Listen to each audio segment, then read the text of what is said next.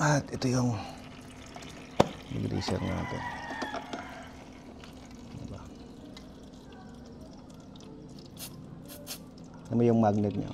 Ganito mangyayari sa makina nyo pag hindi mo siya chininch oil.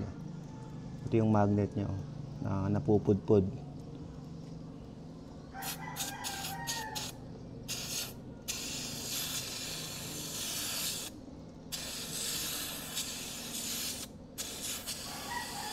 Panglinis na rin ng kamay.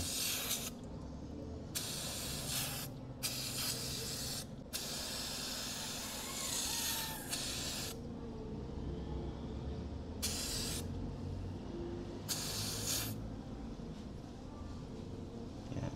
Malinis na. Magandahan sa magnetic to. Hindi humahalo yung dumi doon sa langis natin.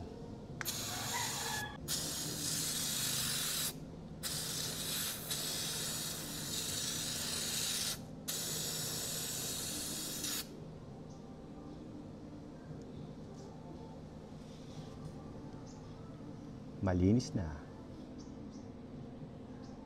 Drain lang natin. After na ma-drain siya, sabihin natin siya ng langis maya-maya lang.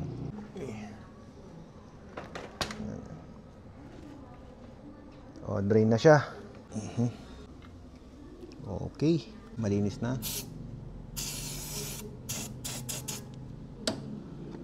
O, kita nyo, very effective. Ito yung gamit natin.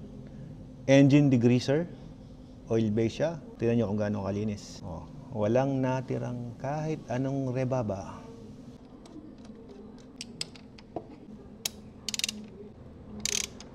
Okay, tamang pressure lang. Ayan. Ngayon guys, salin natin tong platinum lubricants natin. Ito guys yung ginagamit ko sa mga motorsiklo ko. Mapa road bike, sports bike, adventure bike. Pwede ito at pwede rin naman sa ating dirt bike. At ang kagandahan sa kanya, this is fully synthetic engine oil. 10W40. Ayun, nakita nyo, pang big bike yan guys. Oh. Ito yung ginagamit ko sa mga motor natin. Yan, sealed pa yan. Oop, yeah.